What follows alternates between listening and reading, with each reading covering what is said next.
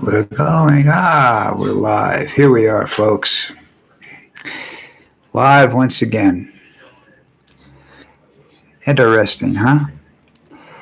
You have to put a sign up to tell me I'm alive.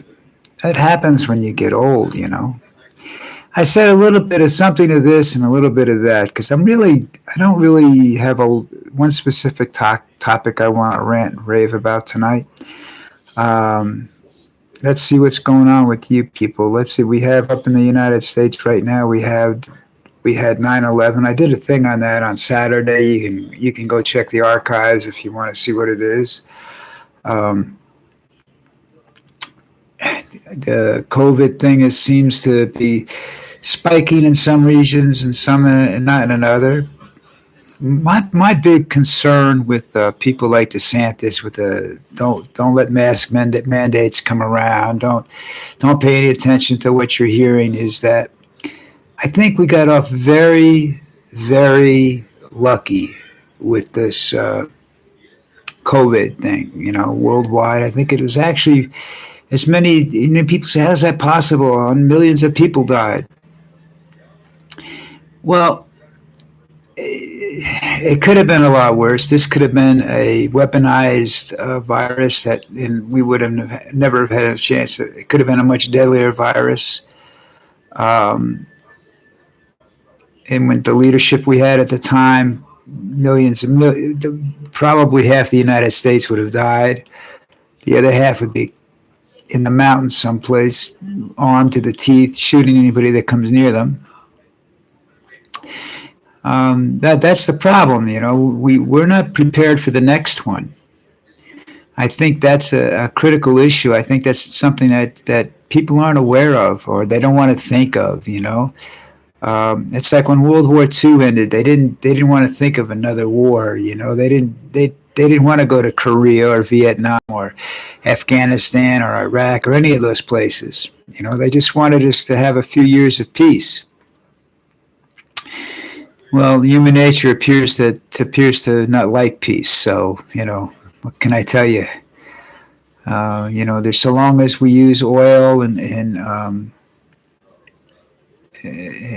gas for power and heating and cooking and stuff like that, then we're going to be at war with somebody someplace just to get our hands on it, which we really didn't. I mean, look at what we do to Saudi Arabia. Look how we treat Saudi Arabia. We allow Saudi Arabia to get away with anything, including sponsoring 9/11. Okay. So, let's take a look at some things there. I think it's time for us to sit back and say, well, we better do something. I mean, first of all, from the climate standpoint,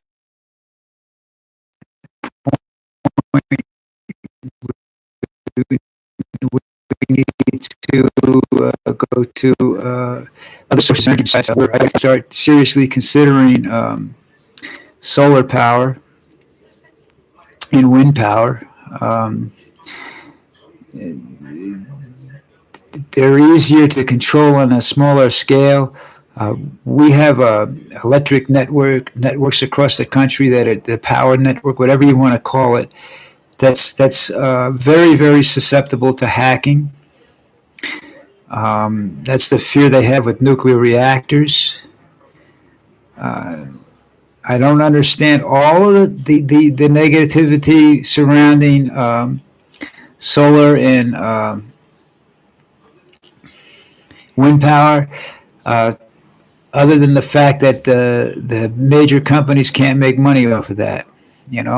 So in my opinion, my humble opinion, that seems to be the way to go. But that's not going to help us any. That's just the climate end of things that are going bad in the world. I think we have to look at the fact that we're going to have to start conserving water. That means choosing who gets it and who does. That's going to be a mess. I'm glad I'm not going to be around for that. The other thing you have to take into consideration is another pandemic. I mean, I remember before this happened, when the bird flu swept in and went around, and everybody was saying that that wasn't really a pandemic, but we should be watchful for the next one. I think more than ever we should be watchful for the next one. We're not through with this one yet. Apparently, there's a mutation which I expected to happen. I didn't expect it to happen in Colombia. That is somewhat resistant to vaccines. They're not really sure yet. They're still checking it out. Um, but you know, they this this virus seems to pick certain types of climates it likes. It doesn't like the northern climates as much as it does the moderate to warm climates. So I'm thinking to myself, if that's true, um, uh-oh, my connection's unstable again. If you see anything going on, that's because I'm just going to sit here and wait to see if they can reconnect it. I guess they don't like me because this is something that's just started recently. Um, my advice to anybody that doesn't see, I'm going to have to do posted videos from now on, I guess. Going live doesn't seem to be that much of an option. It's, they have constant problems. I've used two different browsing systems and whatnot. Could be they don't like Linux. Could be they just don't like me. You know, um, we're at the 650 something mark right now, and I'm still trying to. I'm waiting for them to try and reconnect. They say the connection is unstable, which I believe. They have. This is. They have internet problems down here. Whenever you try to do anything that's somewhat of a protest or whatever, they come out. You'll notice that your internet doesn't work, and all of a sudden, I don't think I've said nothing about this country, so I don't really know why they would come after me. But who knows? Maybe I'm being paranoid. But it doesn't look like they're well. Either they've reconnected or they haven't. I don't know. So I'm just going to go back to what I was saying about that this the COVID, the next pandemic can be uh, uh, an epidemic. I mean, it's possible that we could get hit with something that's absolutely horrible. It kills millions of people, millions and millions of people. That by the time they get a vaccine for it, more than half the population could be destroyed. There are things out there.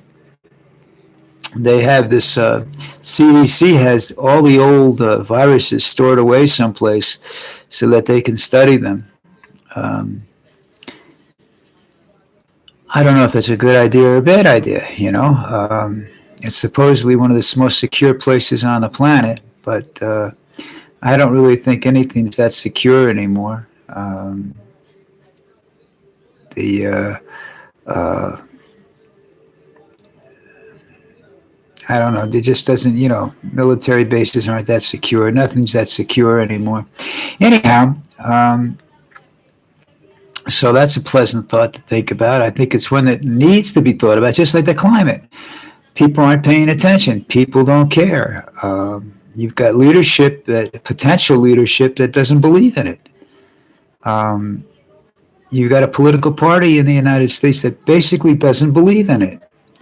Doesn't believe in the Paris Accords. And now they claim they don't believe in the Paris Accords because we're putting forward an unfair amount. Yet we're going to turn around and because we're rich, we're going to turn around and ask